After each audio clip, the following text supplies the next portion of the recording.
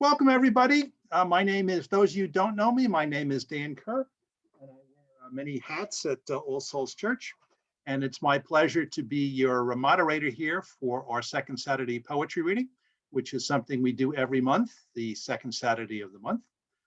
Program does begin promptly at 11 o'clock, so a little slippage today. I think we started at 11:02, but we'll make up time. If you would like to participate in the open read, I ask that you please put your name in the chat box. And when we get to the open read part of the program, we will call you in the order that you appear in the chat box. Please keep your microphone muted because that way we don't have to contend with the barking dogs, the barking husbands, the repairmen, phones, and so forth. Feedback is a gift, so as you experience today's program, if you can think of anything that could improve the program, please send me an email at danielbker@verizon.net. I meet with Richard and I meet with Kathy. We review all the feedback that we receive, and we constantly have been fine-tuning this program and will continue to do so. Our planned agenda, we start at 11 o'clock. We're scheduled to go to 12, but depending upon the number of people that we have for the open read, we may flex a little bit.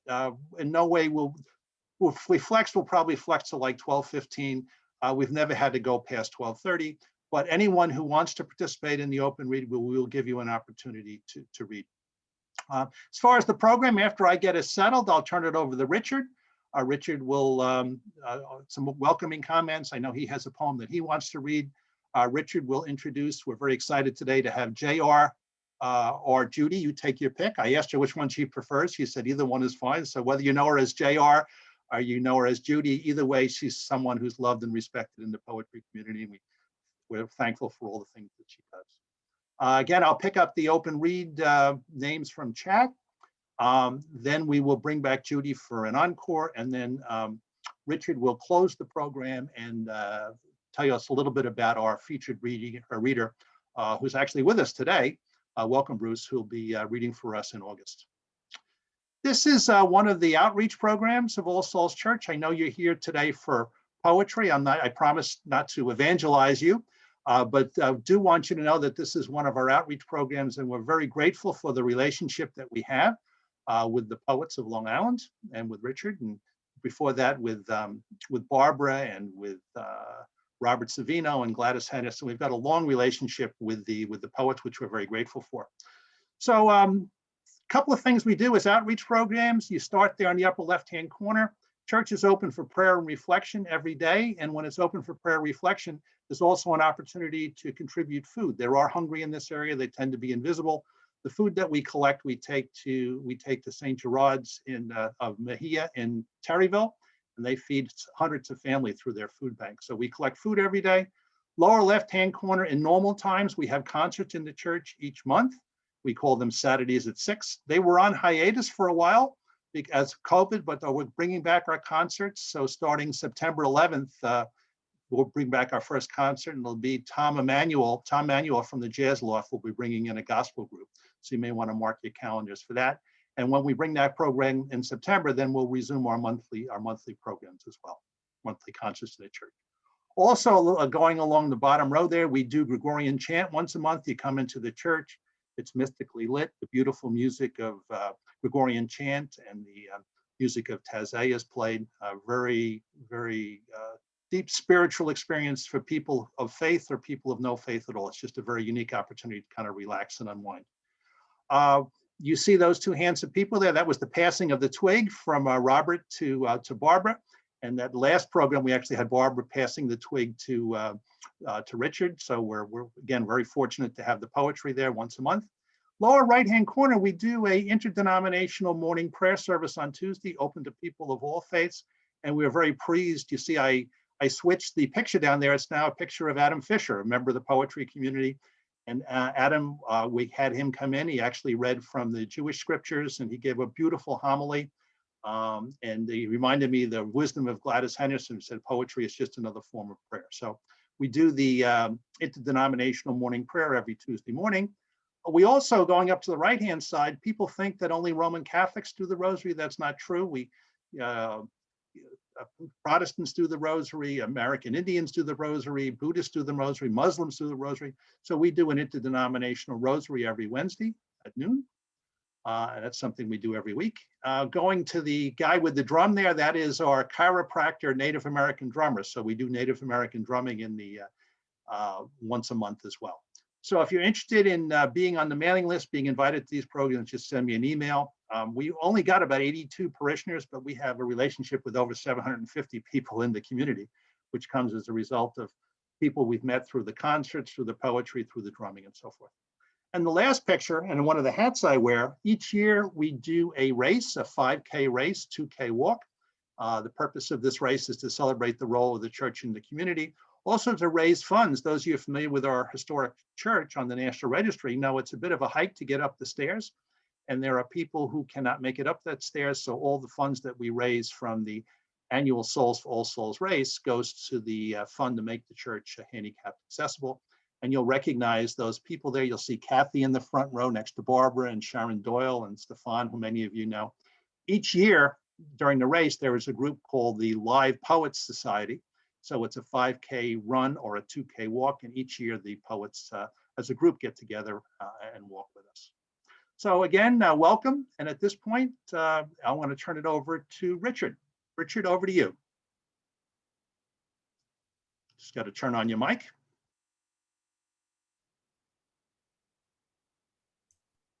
Welcome everyone from Durham, North Carolina. I'm down here visiting my daughter and family, including 3 grandchildren. And I have to thank Bob Savino for being here, not only for the poetry, but to back me up in case I have connectivity issues, though the tropical storm has passed and probably no problems at all. So I'm going to continue Barbara Southard's tradition of reading a poem first. But what I'm going to be doing is, I mentioned this last month at the last reading, I'm going to be reading poems from the Lauren Poetry Collective Flash. And what this is twice a month, we have people from our workshop submit on Zoom a favorite poem and then read the poem and discuss why they chose it. So I've chosen one of my favorites for many years, a poem by W.H. Auden, in memory of W.B. Yeats. And I chose the poem for a couple of reasons. One, besides being a master poem, it seems to be reflecting some of the times we're leading now. And the order was interesting. He actually left England during the Battle of Britain in World War II with Isherwood and then Benjamin Britten and Peter Pears. And they actually lived in Amityville for a while on Long Island. So he's sort of a Long Islander too. And of course, then he settled in New York, and Britten and Pears went back to England, and Isherwood went to the West Coast. So let me open this up over here. See how this opens. So in memory of W.B. Yeats. There's a poem in 3 sections. It's interesting because of the difference in tonality of the 3 sections. 1, he disappeared in the dead of winter. The brooks were frozen, the airports almost deserted, and snow disfigured the public statues.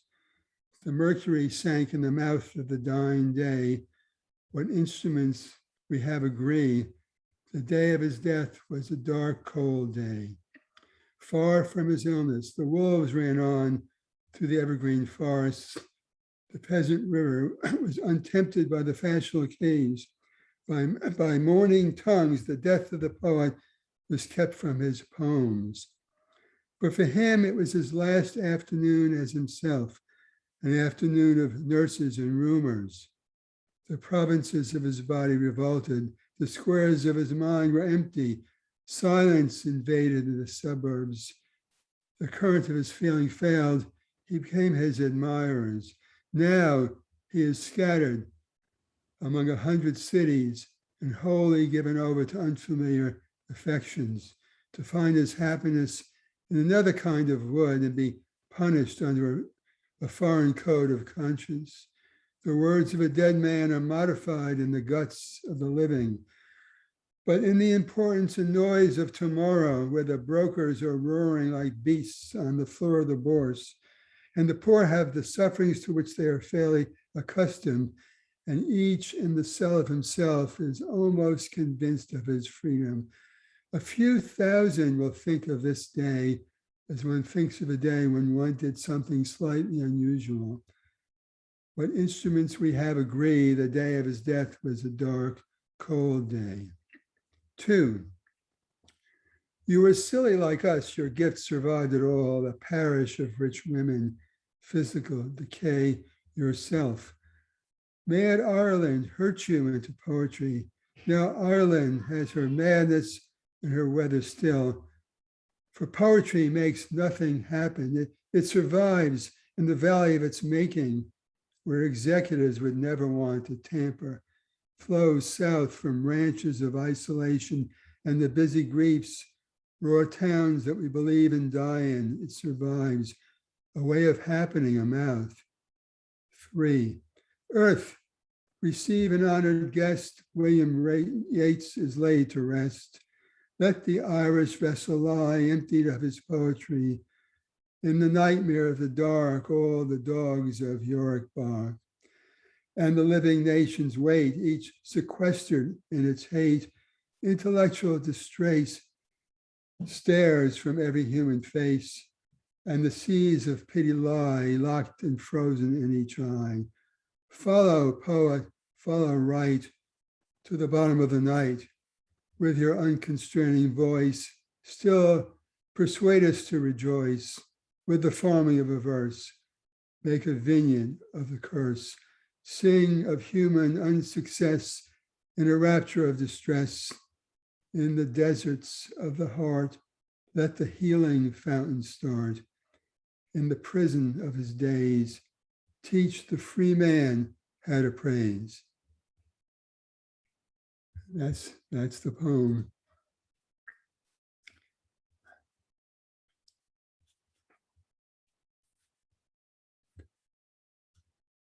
So next I'm going to move on to introducing Judy Turek. I don't know if the slide is available. Thanks. Well, I've known Judy for a long time, and it's a wonderful treat to introduce her. JR is in her 24th year as moderator of the Farmingdale Creative Writing Group, a 2-time Pushcart nominee, and was named in 2019 Long Island Poet of the Year at the Walt Whitman Birthplace. She's also the superintendent of poetry at the Long Island Fair. And everyone knows she's an internationally published poet, editor, workshop leader, host of PPA, and the author of 6 poetry collections, the most recent 24 and 24 published actually this year. And for me, what's most impressive is, besides all of that, is she's a poet a day or for over 17 years, writing a poem daily. Lifetime Long Islander, resides in East Meadow, and we see her in the photo with her her dogs. And of course, her purple hair, she's the purple poet. Welcome, Judy, and thank you so much for being here today. We really look forward to your poems. Thank you. Thank you, All Souls Church. Thank you, Kathy Donnelly, for inviting me. Thank you, Dan Kerr. And congratulations and thank you, Richard Bronson. And thank you all for being here. It's a wonderful way to spend a Saturday morning, not in the rain. So I am celebrating, actually, my new book called 24 in 24. It's a poetry marathon collection. Last year, I did a 24-hour poetry marathon where I wrote a poem every hour. Stayed up all night, texting with friends and staying awake.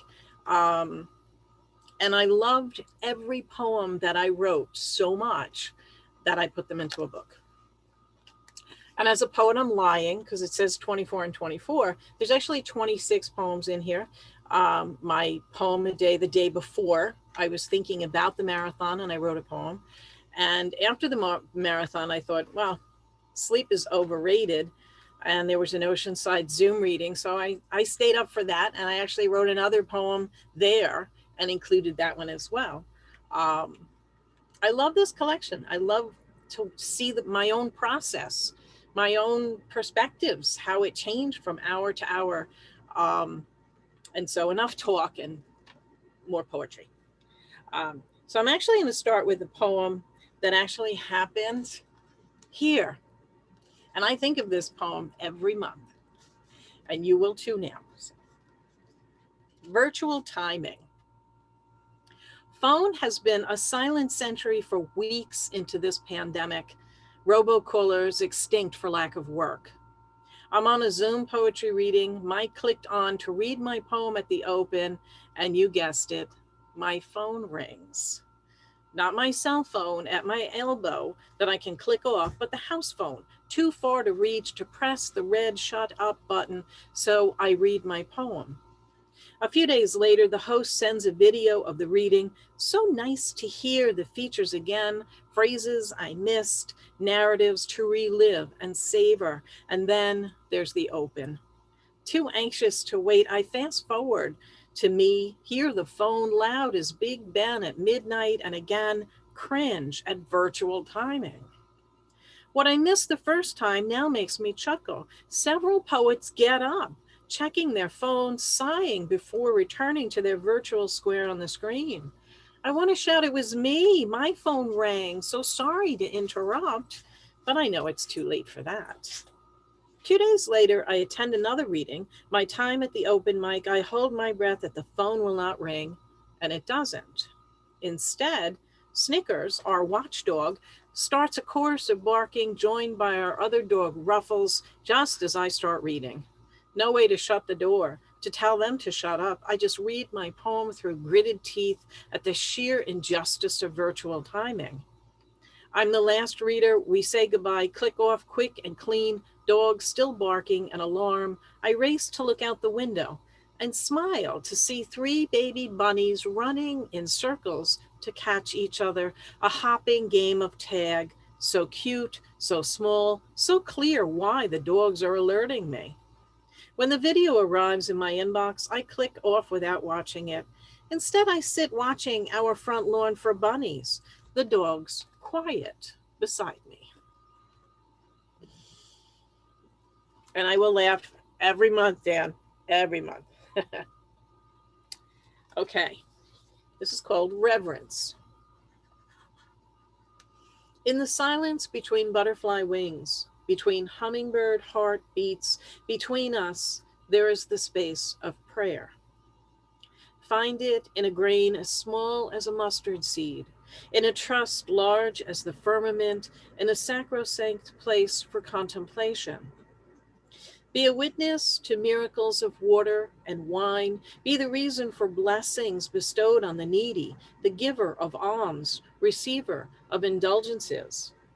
To pursue a life of sanctifying grace, to bring righteousness to all your actions, to embrace faith when all the world is doubting. Find peace in devotional scripture, in the stillness of pond water at twilight, in the epicenter of your soul. Bring a resurrection of divine traditions, a heart able to follow God's will. Bring gratitude and fortitude to all you meet, to begin, to end a sacred word. Amen. Thank you. And for those who know me, no reading would be complete without a shoe poem. And so there's a visual I might as well just show you first. Absolutely stunning shoe. I love inspiration. It comes in all sizes. So this is called Pump. Irresistible.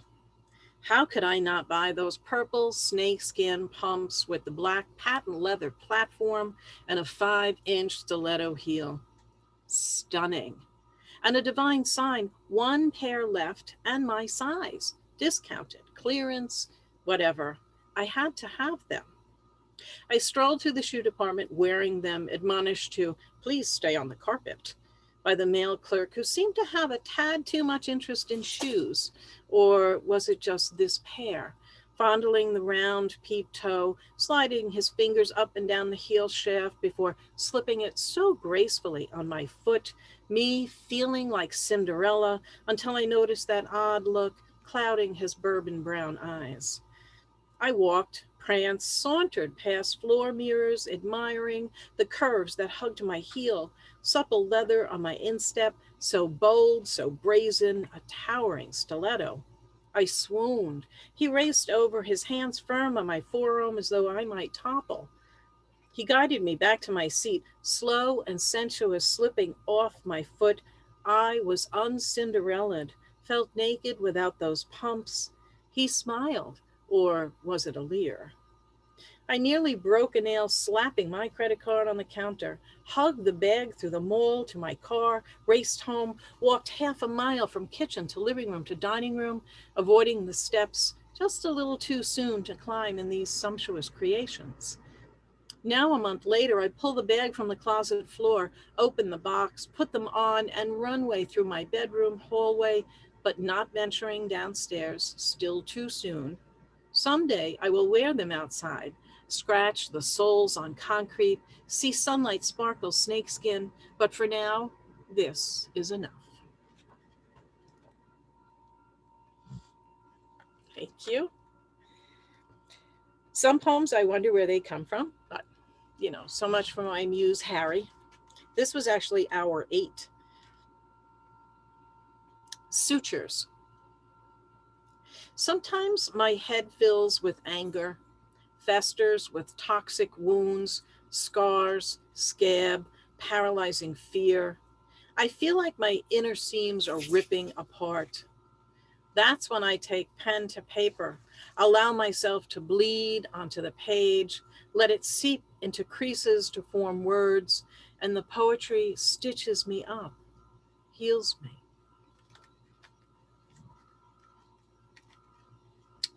Okay. And I love that some of these have stories. I was doing a poetry project, finished the line, poetry is like. So I mentioned this to a prose friend. And that's where this came from. And God bless, that's Joe P. We lost him a month ago, but I'll think of him every time with this poem. Metaphoric to sink your teeth into. A friend recently said, poetry is like a tube of toothpaste. That's it. That's all he said.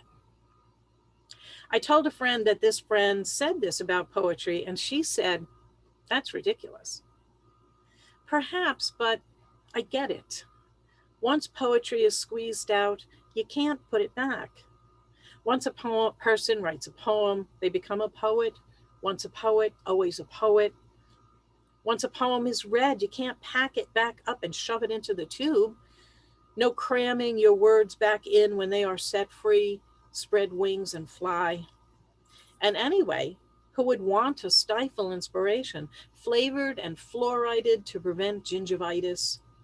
Next time you hold that tube in your hand, think about how your words will be minty fresh.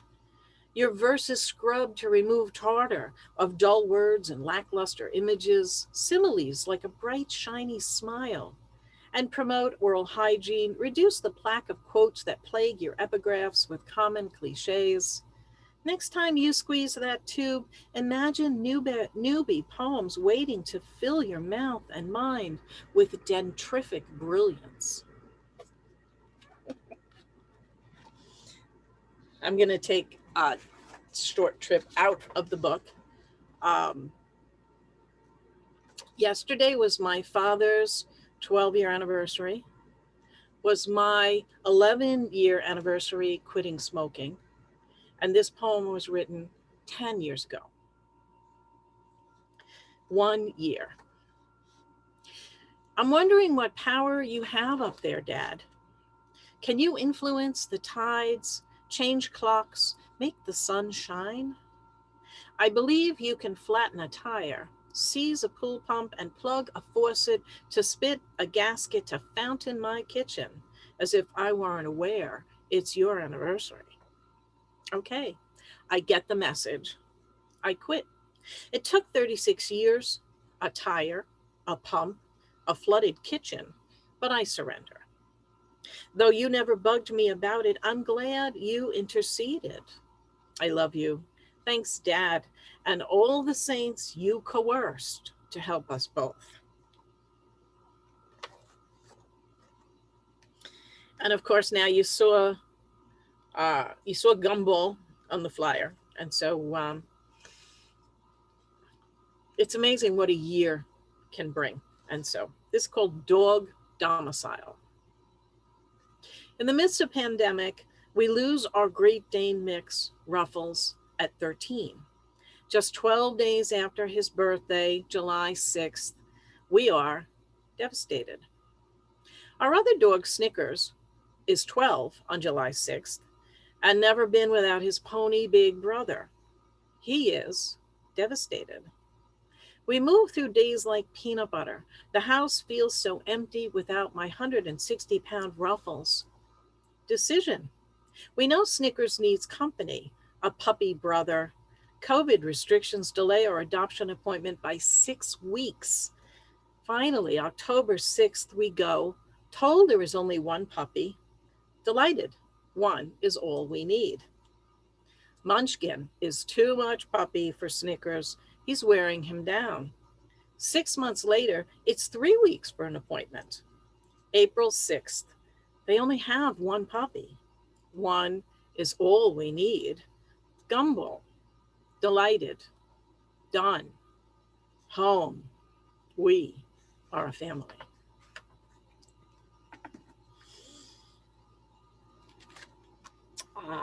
Okay, 2 more. This one, I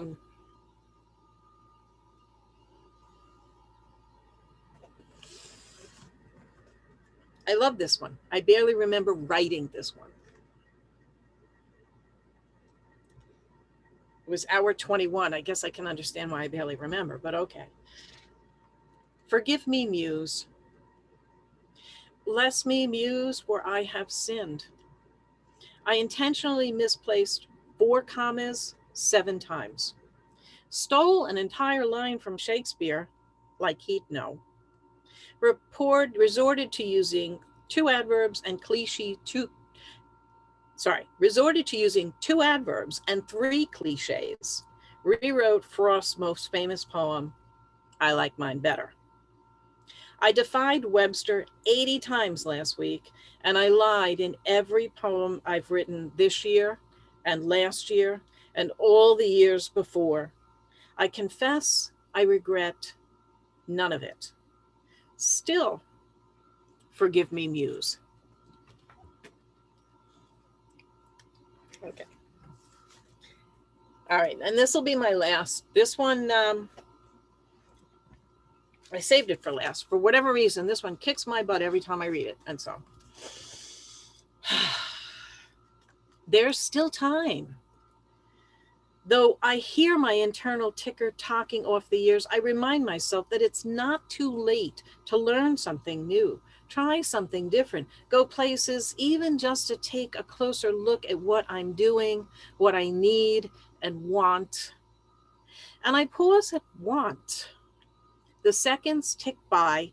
What do I want? I know what I need, know my obligations, responsibilities, aware of time and financial budgets, but what do I want? I always wanted to learn to play piano, take an overnight ride on a train, watch a sunset on the beach, teach someone to write, if even just their name.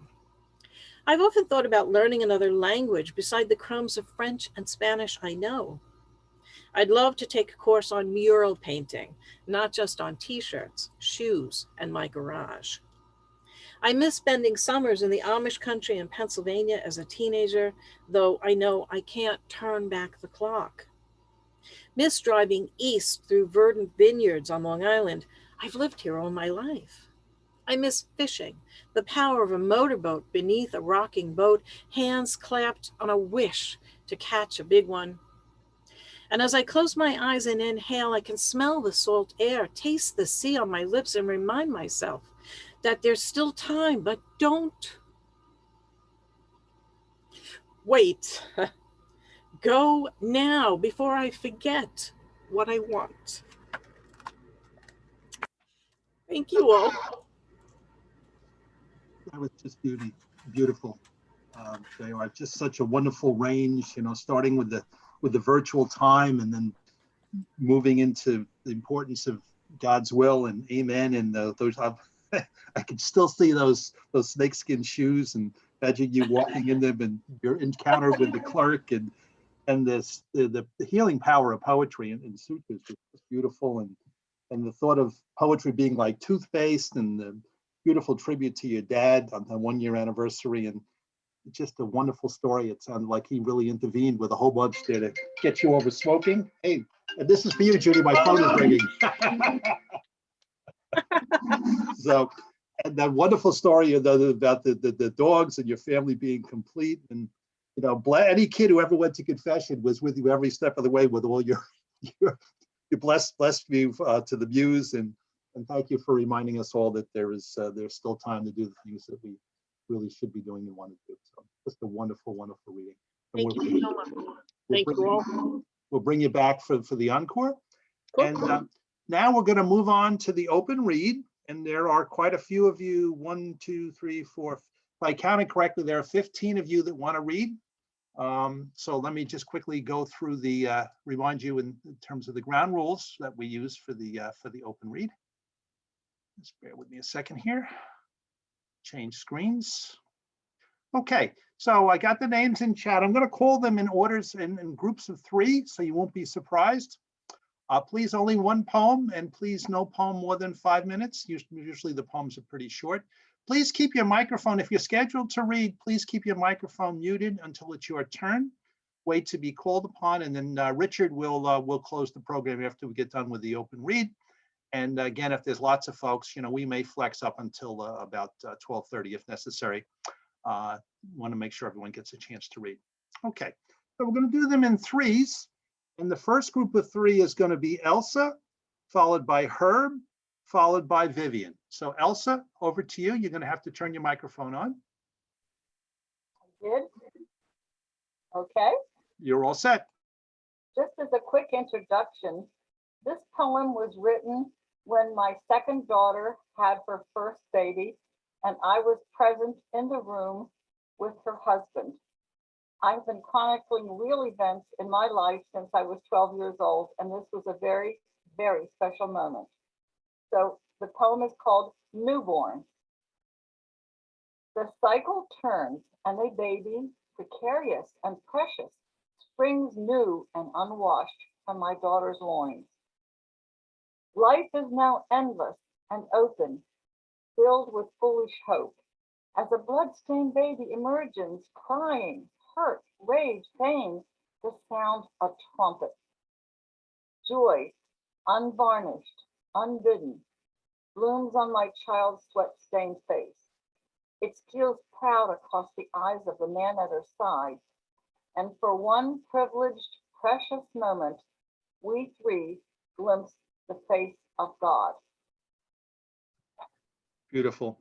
Thank you, Elsa, taking us into that very special moment in your life and your daughter as well. Thank you. Okay, Herb, over to you. Okay, you can hear me? Loud and clear. Okay, very good. Summer Song for my late wife, Lorinda.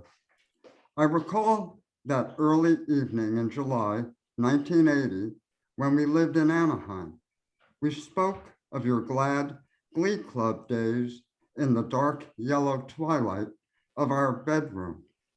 I sing like a hyena with a hernia, I only half joked. That's why I play drums. Bands often don't ask their drummer to sing. You didn't reply. Instead, you sang a few bars of a popular love song. Your voice was weary, weak, and a little bit like a baby's, but you didn't miss a note. I heard how well you could sing and asked in envy for you to tell me more about your glad Glee Club days. You smiled and sang another soft song. I sensed words weren't appropriate. I watched while your naked soprano self sang away. I propped my head with my pillow and looked round our bedroom. The partly closed, dark yellow curtains gilded the incoming twilight. The gilded twilight spilled on the furniture, books, walls, and a wall mirror that reflect the hazy desert that July evening. Soon, I was slowly fading like the slowly fading room. Your smooth skin glowed molten gold. I reached over and kissed your red soprano lips. You smiled. I tried to take a breath of any air by sliding toward the partly opened window. Your white and red smile melted into my dreams while I melted into sleep. I started to dream we weren't in that hazy desert and that night wasn't approaching. Thank you. Thank you, Herb. What a beautiful capture of a memory. It's very special. Thank you. Over to Vivian. Thank you. When I was 10, Spanish words floated on thin colored ribbons, untethered to the English of every day. Too high to own, low enough to dazzle. Words of mommy's frustrations. Soy la esclava de aquí. But why does she say she's a nail when she's mad? I queried. Esclava means slave, I learned. Clavo means nail. Healing words that soothed a bloody knee. Sana, sana, si no se sana hoy, se sana mañana. Heal, heal, if not today, then tomorrow. Pan-American songs that asked for a dance or called for a tear. Ay, ay, ay, ay, canta y no llores, sing and don't cry, prompted shouting and dancing to Saturday's chores, and our crocodile tears sprang from mommy's boleros. La historia de un amor, and solamente una vez, the story of love, and only once, meant to us, ham it up. Mommy sang the words of her life. We sang the words of a fantasy tongue.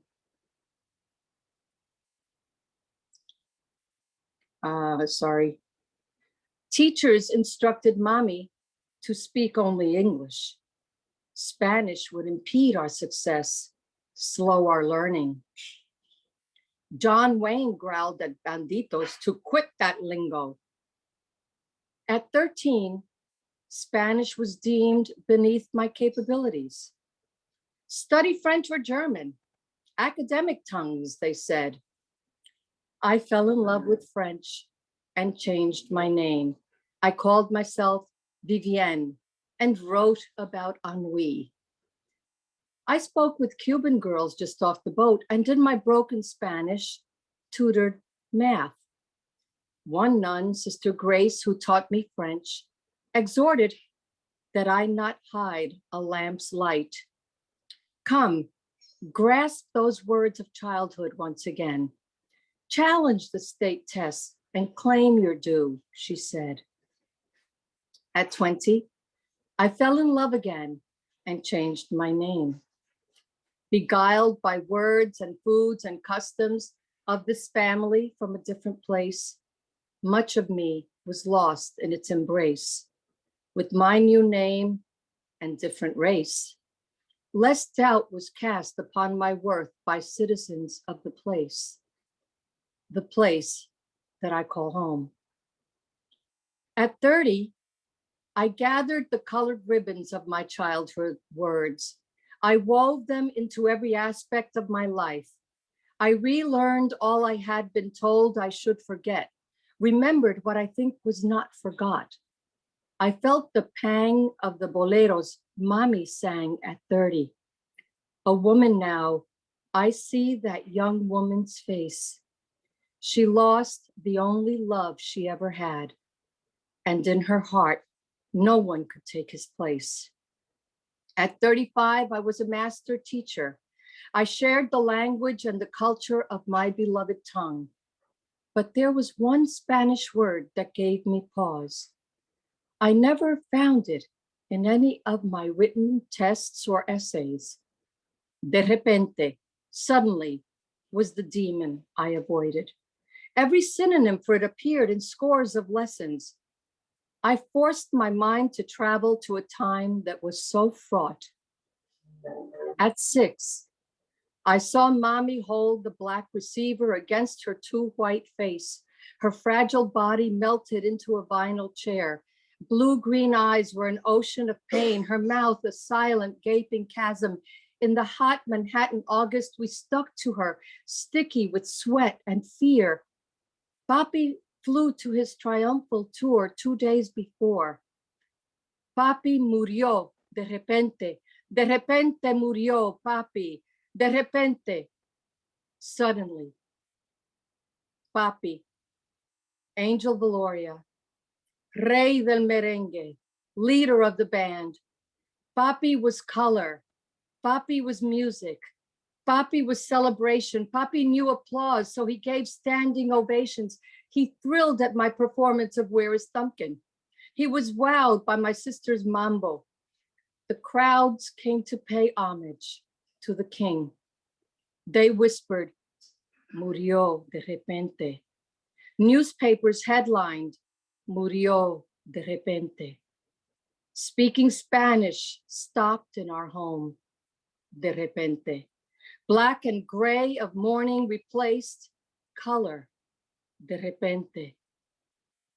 Musicians jamming and girl singers backing up stopped, de repente. A move from Manhattan to projects in the Bronx, de repente.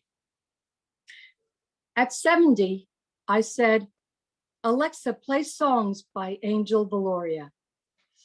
The music played, and I danced for hours. In a kitchen in the summer, my father died, de repente. In my kitchen in the summer, my father lives forever. Thank you.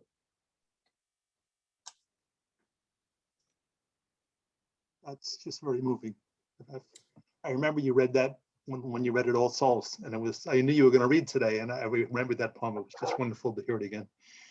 It's just beautiful. Thank you. Okay. Absolutely beautiful, Vivian. Thank you. Thank you. Very moving. Okay, going to move on now to James, followed by Glenn. So James, one of our many North Carolina poets. Elsa was one of the others. Over to you, James. James Horn, you got to turn your microphone on. Okay. James, are you still there? Okay, James seems to be. Okay, James, go ahead. Your mic's not on, James. Okay, we'll give him another second. James, we'll come back to you. We'll come back. Okay, Glenn, over to you. Thanks, Dan. I'd like to read something I wrote last week. It's called Beneath Our Feet. Everything has a story to tell. Underneath every rock, there is a mystery. Behind every tree, the wind turns and whispers in your ear. The stream tells a long tale. The forest, a deep green meditation. The world will follow you like a shadow. It will not let you go. There is no place to surrender. The path is a tale unending. It travels in all directions. Everywhere is called home. What we forget is returned to silence. What's remembered is surrounded by light. We move though standing still. The earth trembles like a leaf beneath our feet. Somewhere, the sun is always shining. Thanks. Thanks, Glenn. James, you want to give it another try? Okay, still no mic. Okay, sorry about that. Okay, so we're going to go on now to Denise, followed by Mike, followed by Shu. So Denise, over to you. Thank you very much. Judy, congratulations on being featured, and this is a very nice venue. I'm glad to be here today. Okay, this poem is also from the 24-hour marathon that I participated in, only I wasn't as brave as Judy. I only did 12 hours. So the title of this poem is This Too Shall Pass. When will it pass? I count the moments, but the same voices scream at night, keeping me anxious and afraid of tomorrow. The seconds tick by as my mind runs ragged with fear and anticipation of the very worst scenarios. My dad always said, this too shall pass, meaning the bad things, but it also means the good things. I remember when times were much better and I was flying with my family to a happy vacation. A nagging fear came into my mind that this too shall pass, the good times. I gulped my Pinot Grigio, slammed my eyelids together and thought that I'd better live in the moment and enjoy the present for all it's worth. Though the good days are gone for now, and the ones that bring pain now linger, but they too will pass. Thank you. Thank you, Denise. Well done. Mike Daly, another North Carolina poet. Good morning, all. Can you hear me? Yes, you can.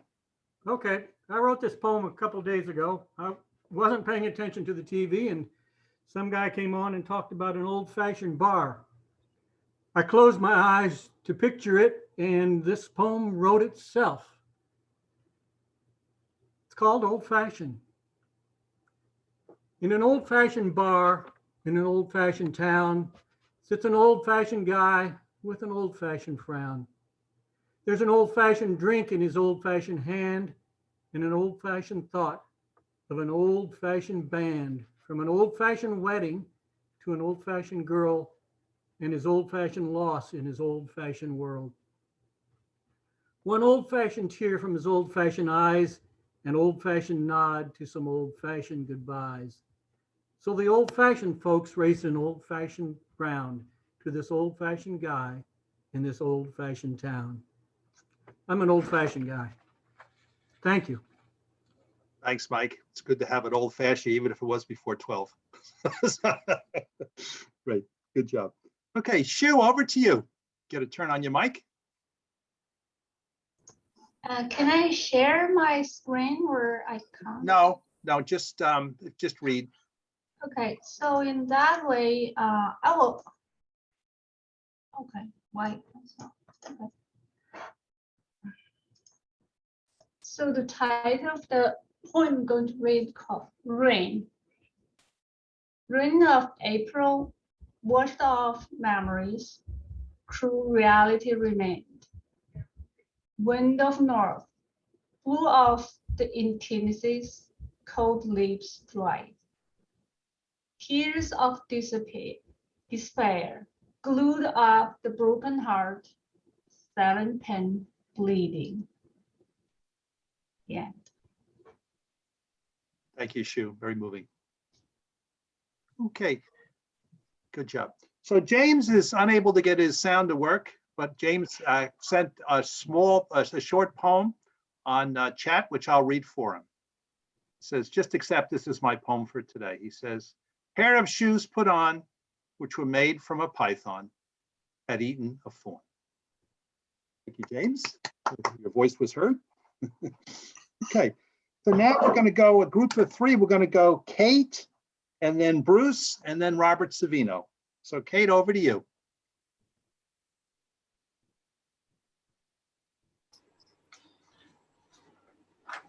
That's me. Okay. This I dedicate to my husband. Today is our 45th wedding anniversary. Alive and singing. As broken as it is, I see it still, as you do too. Even as you wait by the phone for the call that will not come. As I lie breathing alone beneath covers, even as you dig with bare hands tunneling through dirt, scratching at rock, biting wood. even as I park myself on a bench at noon in rain, sipping coffee, blinking between staring at a swing set in the park. Behind windows and doors and brick, watching and waiting for sun, you burn inside as you struggle for words, as you aim at something moving on the horizon that is not there. A mere trick of the eye, and even as broken as everything seems, we, both you and I, sense something alive and singing. Beautiful, beautifully, Kate. Wonderful tribute to your marriage. Okay, over to Bruce. Okay, this is called Deeper in Memory. Some memories are deeper, secluded by time, the overgrown haunts of a childhood left behind. If one could see them, they would look like scars on skin, patches toughened by the imperfect process of healing. We stroke the scars to feel the curious roughness that reminds us these injuries are not fatal. Poke at them, scratch them, the pain is gone. But sometimes with just the right twist of a prodding finger, one thin nerve remembers. Thank you, Bruce. Beautiful. Feeling a scar as I reflect on that poem. Okay, over to Robert. Okay, am I on? Yes, you are. Okay. Judy, that was a wonderful read. It was a great selection of your work, but the shoes look frighteningly painful to walk in. The poem, Resurrection. Time ticks away in heartbeats of passing days, from the morning croak of the bullfrog to the night call of the cicadas. Haunting shadows fill moonlight between slats and blinds. Challenge empty dreams, attempt to remind me who I am. Ghosts pitch baseballs on life's battlefields. Dead poets whisper on the page, on the page. I hear your voice echo my name, rub sleep from my eyes and refrain from surrealism. And then, soundless, I look outside, see your face in a daffodil, glow from buried mysteries of ageless secrets, knowing I am here now and here to stay. Thank you. Robert. Beautiful as always. Okay, the next three are going to be Adam Fisher, Dan Kerr, and Rick Christensen. So Adam, over to you.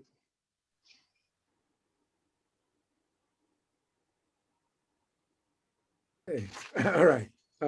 Thank you very much, everybody. Beautiful, beautiful work. My dear. This poem. Yeah, okay, I think there's three of them. Pardon? Robert, just give me a second, Adam. I'm going to clear the background noise. Okay. Okay, go ahead. I'll start again. Thanks, everybody. It's good to see you, and thank you for your beautiful poems. This poem is called Nakedness.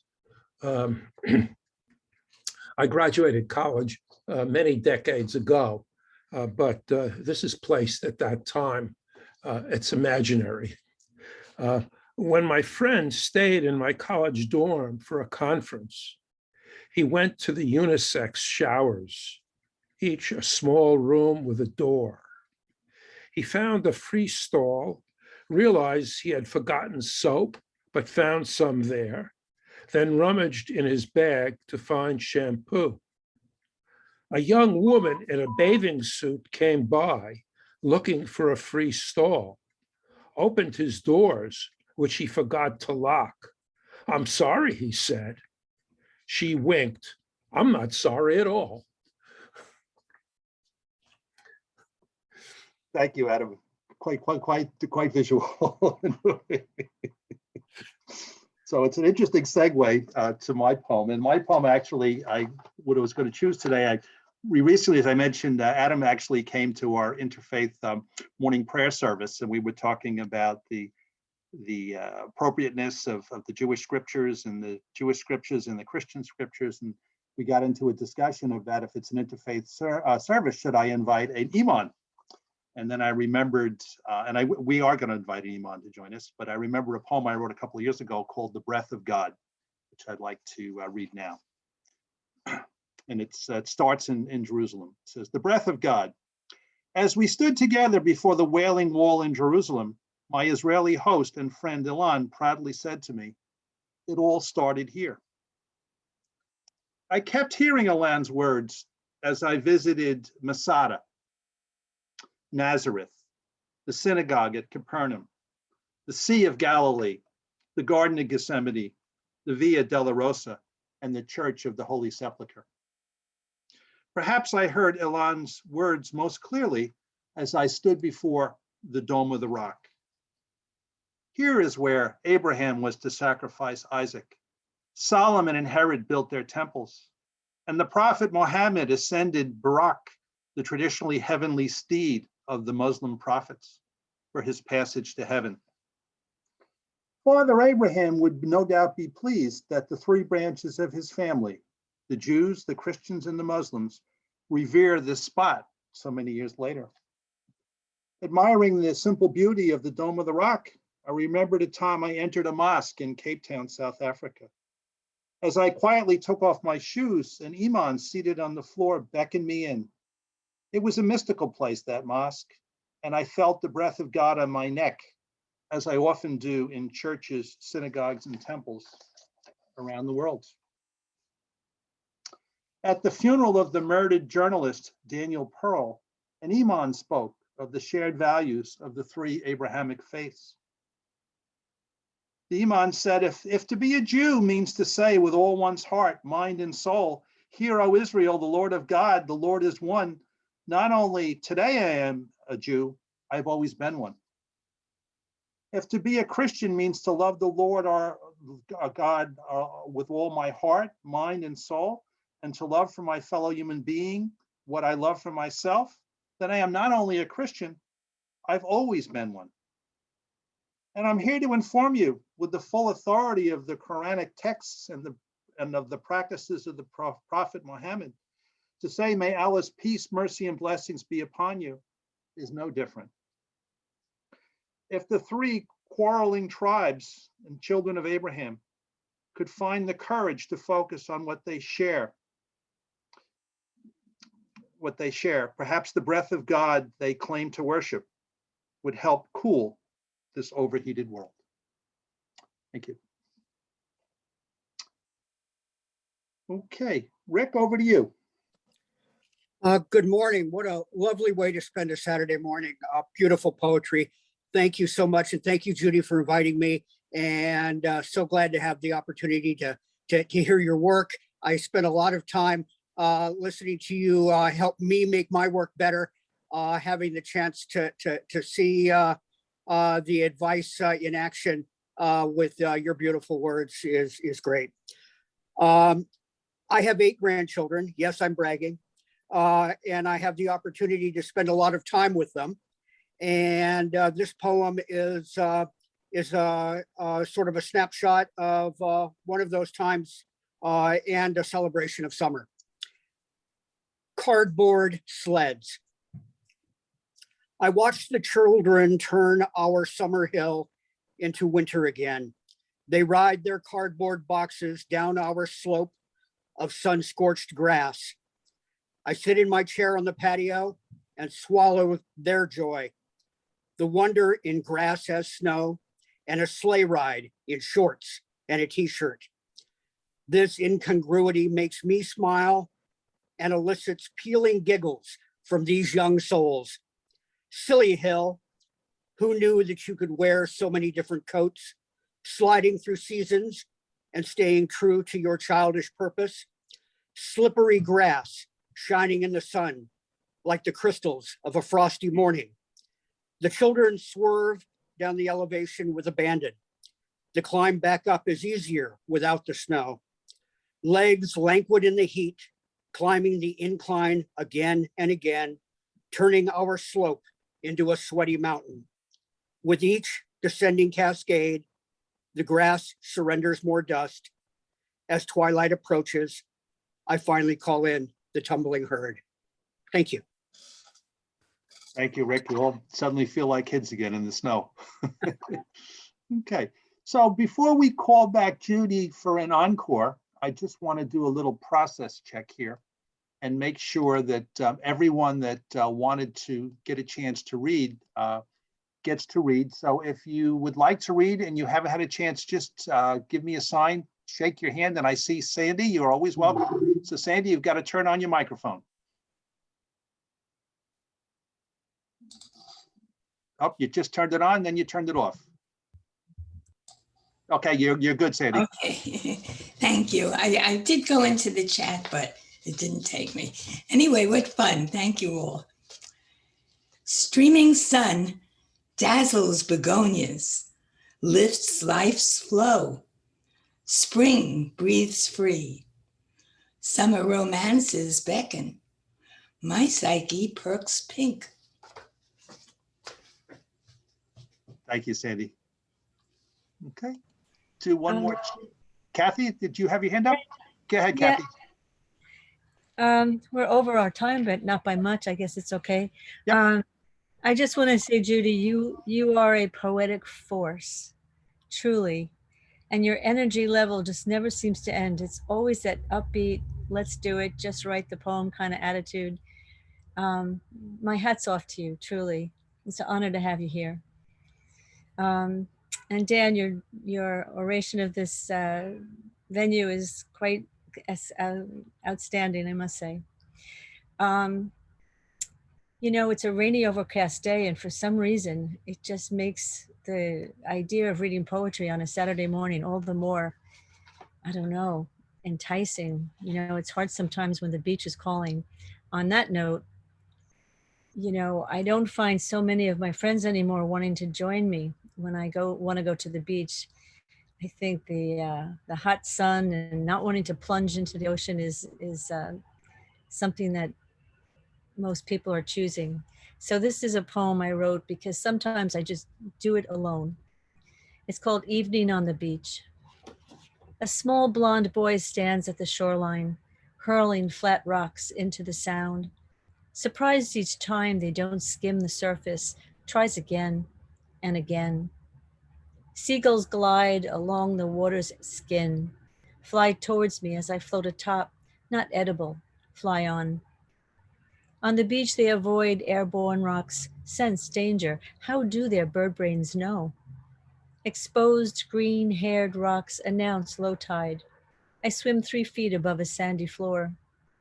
The sun peaks between clouds. Sun rays strike the sea, leaving a shimmering trail. I could follow it, circumvent the globe, if land mass didn't block the way. My small friend leaves me. I am alone on a beach on Long Island. Where is everyone on a hot mid-August eve? No matter. I am with the shimmering sea. Beautiful, Kathy. Thank you. Thank you. Okay, one last pass through. Anyone want to, before we call back JR for her encore? I don't see any other waving hands. So JR, back to you. Okay. What a wonderful open. Thank you all. This has really been, it's been wonderful, a wonderful day. So I thought, you know what, I would end with the 24th poem, but I'm with a little twist. The 24th poem in 24 and 24 is a 9/11 poem. It's an extremely strong voiced 9/11 poem that was picked up 2 hours after I wrote it and appears in 100 Poets Will Never Forget. And so it's delightful. So I thought, you know what, here's the twist. So I did the 24-hour marathon again today. So this is the 24th poem that I wrote.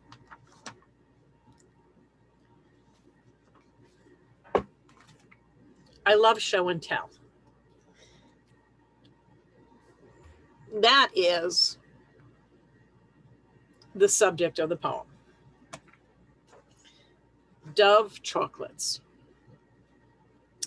I hid the bag, knowing it was there, second shelf of the pantry, behind the box of stale crackers no one wants.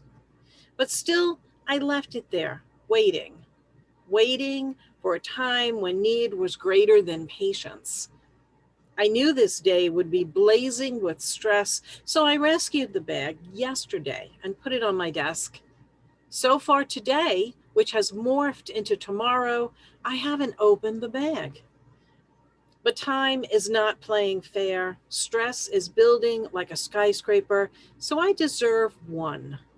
And besides, the foil wrapper has inspirations printed on them that I could write a poem from. I peel the foil slow so as not to tear it, pop the square into my mouth, savor that first smooth melting. I flatten the foil and read, "Joy is contagious." Okay, I agree, but I am not inspired by it. I countermine the thought of another, yet find it open in my hand. Dark chocolate square, a nub of deliciousness, and read, "Find holiday magic in all things." I sense a theme here. Check the bag. Good until December, still 6 months away. No festive pictures on the bag, not stale. They are as decadent as I remember. Without warning, another. Bring in the holiday together. And here I have to gather willpower, seal the bag, and wonder, what holiday together? With whom? Not as inspirational as I'd hoped, but an intoxicating, delectable, wanton way to de-stress. Okay, maybe just one more. If I can unwrap the layers of packing tape I wound around it, unstick the super glue, and remove staples without stabbing myself. On second thought, the bag is already sealed and it will stay fresh until December. Yeah, let's see how long that will last. Thank you all. Well It's done. been delightful. Over to you, Poet Laureate. Yep. Thank you. Thank you so much, Judy. It's such a pleasure always to hear your poetry. And I think it's stronger than ever. And I look forward to reading 2424. I think the feat of doing that is incredible. I'm sure the poems are also incredible. Let me close the door because my grandchildren are walking by here. Hold on. And of course, the second Saturday is always a very special day for me. I mean, I used to love to attend this reading, of course, in the chapel, the venue, but to have it continue, month after month, and I have to thank, of course, Dan, especially Kathy Donnelly, for her work in bringing this together. And then, of course, finally, the poems are just so incredible. The set of poems is a set. It's just thinking of the different emotions and the different styles and the power of the poetry. These are not neophytes, but really seasoned poets who are reading, and that's also special. So, I can say that this Saturday lived up to other Saturdays, and I'm looking forward very much to next month. And I shouldn't forget the sharing. The sharing is so important these days. We lived in difficult times during the past year and feelings of isolation, and to come together in this way with people who know each other through poetry is always special. I have to, again, thank Dan for bringing that about. And then, of course, let me move forward in terms of next month. Of course, in my comrade at arms in the LIPC, Bruce Johnson will be the reader. And Bruce has been on the island active in poetry in different manifestations, for decades. I know him, in the past in the workshop, and now currently he's very active in the LP workshop. I knew that his most recent job was really as a caseworker for the Suffolk County Protective Services. And his last book has a lot of poems that deal with those very difficult issues that if anyone has any conscious, one feels. And I wasn't aware, of course, he had many, many various occupations all coming together to create a very seasoned type of poetry. A carpenter, construction manager, an adjunct English professor, butcher, banker, restaurant owner. So he's coming with a lot, to build his poetry on, that foundation. And I wasn't aware until today that he actually had co-founded the Poetry Barn with George Wallace. And we were just talking a couple of weeks ago about the founding of that and the mourning the loss of that Poets Cafe. So I'm just looking forward tremendously. Oh, and I shouldn't forget, of course, his wife, Isabella, and the wonderful work that she does in the Northport Arts in terms of opera night and everything. So he comes from that background too. And I'm sure this will be a wonderful reading next month, and I'm looking forward to it. I'll be back in Huntington. I don't have to worry about connectivity to greet everyone, and I look forward to seeing everyone there on that another special Saturday morning. Again, thanks, Dan. Thank you, everybody. I'm going to stop recording. We'll let you all know, however, that I'm going to download this and then on Zoom and then upload it to YouTube. And I will send out a link to all of you on our mailing list. You'll get a copy of this reading, and this reading will also in its entirety will be posted within the next 24 hours to the All Souls website as well. So as our tradition, I'm going to stop recording.